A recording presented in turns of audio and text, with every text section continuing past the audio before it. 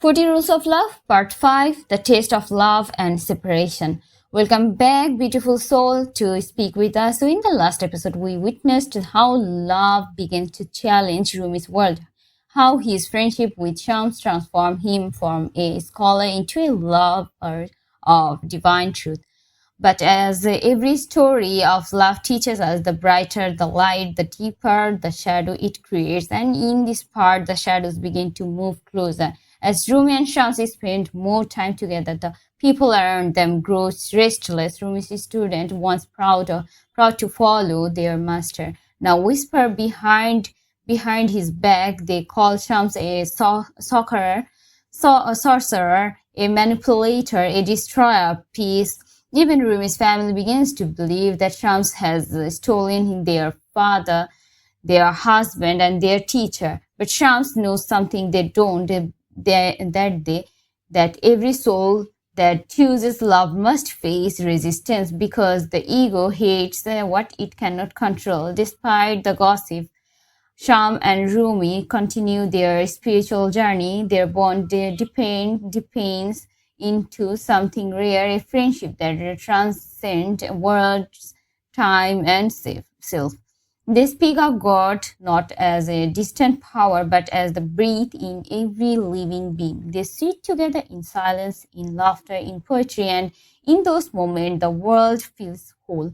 But love, even divine love, is often tested by human jealousy. One day, as the tension around them rises, Shams begins to feel a quiet sadness. He realizes that his presence is divine in Rumi's world, his family, his students, his reputation. He starts to question whether staying beside Rumi will help or harm his beyond friend's path.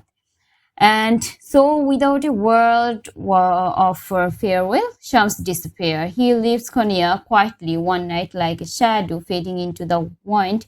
When Rumi wakes and finds him gone, the world around him collapses. The man who taught him to see God in every heartbeat, he has vanished. For days, Rumi searches every street, every corner. He asks travelers, merchants, wanderers, but Shams is nowhere to be found.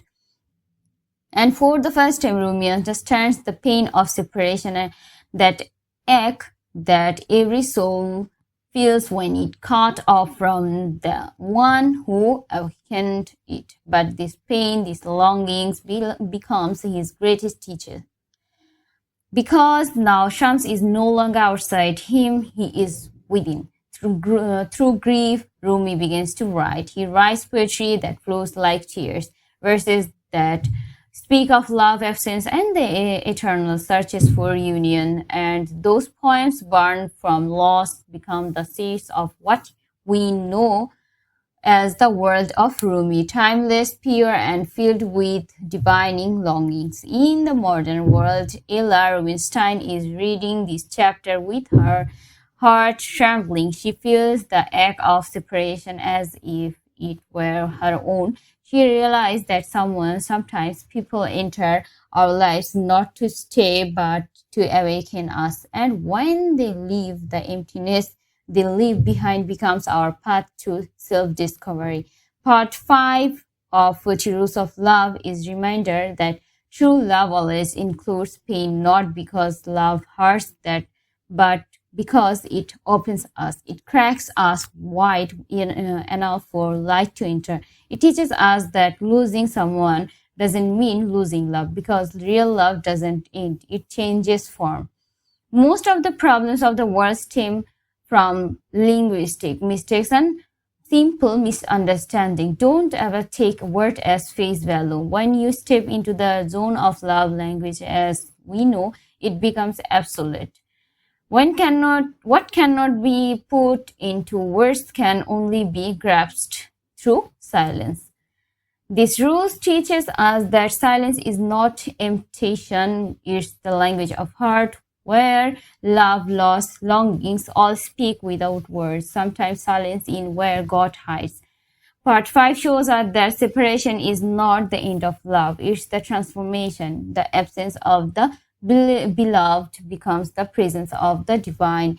Thank you for listening to Speak With Us. So, in the next episode or next part, we'll follow Rumi's journey through heartbreak and see how pain can become poetry and how loss can turn into light. Until then, remember, when love leaves your life, don't close your heart, because the space in it leaves behind it is exactly where your souls begin to grow. Thank you for listening.